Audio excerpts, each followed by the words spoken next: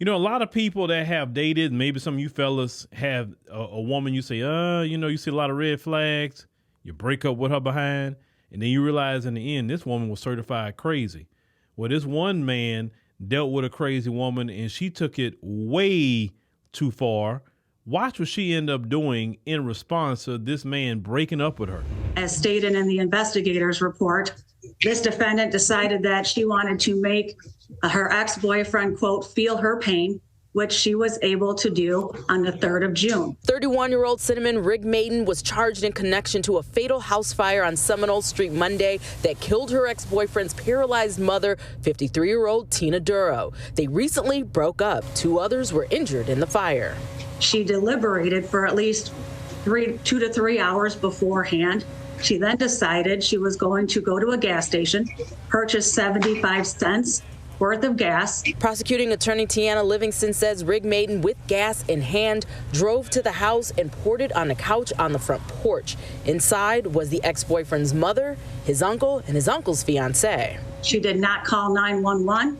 Instead, as the house is burning with the people inside, she texted her ex-boyfriend and said, "Your house is on fire." She says the uncle fled the home and his fiance jumped out of a second-story window and fractured her ankle when she landed on the ground. The victim in this case, who I've already stated her limited mobility, was able to climb out of her room and made it to the stairway second floor landing, where her body was found burned. Friday, Rig Maiden was charged with 1 count of felony murder and 2 counts of assault with intent to murder. Her bail was denied. I don't think that any actions were meant to harm anyone but property, and unfortunately, there were some deadly consequences here. So now this man lost his mother and the home, and yes, she got charges, but man, listen, fellas, the signs are always there with women.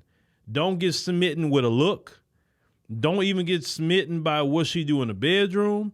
You need to be paying attention to her all the way around. Because if that guy think right now about all the red flags with that woman before he would even got in a relationship with her, you men got to know how to look at when you're dating like a job interview. Okay? You first start talking to her, you have like a phone interview. I say preferably FaceTime interview. Asking certain questions. If she passed the phone/FaceTime interview, then you take her out to the date, the physical in-person interview.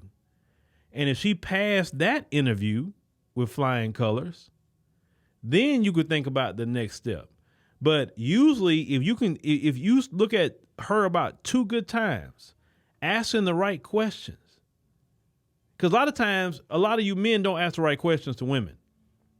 When you're talking to them, you need to know, like, okay, well, how long you single? That's one question you always got to ask. When was your last relationship? Oh yeah, okay. It's like, why y'all broke up? And if they too vague to tell you, to me, that's a red flag.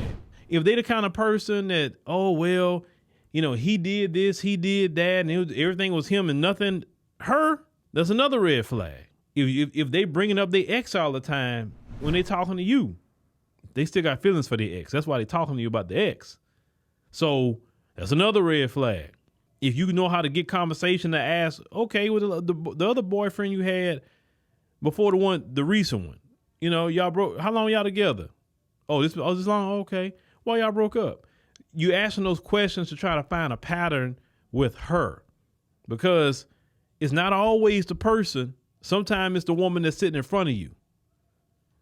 You need to ask about her belief system. You need to see how she feel about family, kids. Why is she dating? Is she dating just to be dating? Or is she dating to get in a relationship to marry, right? Me personally, I never viewed dating as just something to do, because to me, it's a waste of money and time. If you're going to date, then it should be for, I'm trying to find a girlfriend, and I want that girlfriend to turn into my fiance, and from a fiance, I want her to turn into my wife. If you're not dating to do all that, then what are you doing? You're wasting money, you're wasting time.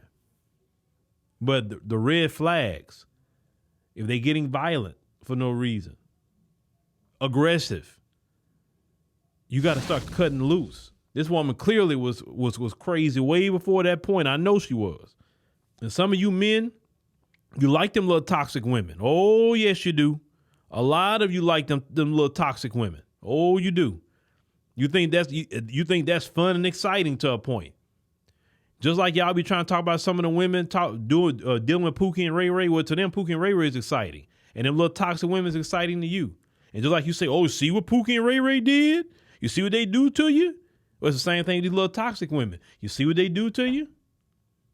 Don't mess with a toxic woman. Leave them alone. She about drama. Leave her alone. She want to fight. Leave her alone. Because whatever you like in that one, you can find one that has no drama, no toxicity, no nothing. But I hate that, a mama, lost her life in that house. And yes, this woman belonged underneath the jail. But fellas, we got to catch the red flags early. Pay attention to them. And when you see red flags, walk away before it's too late. Or it could be your mama next.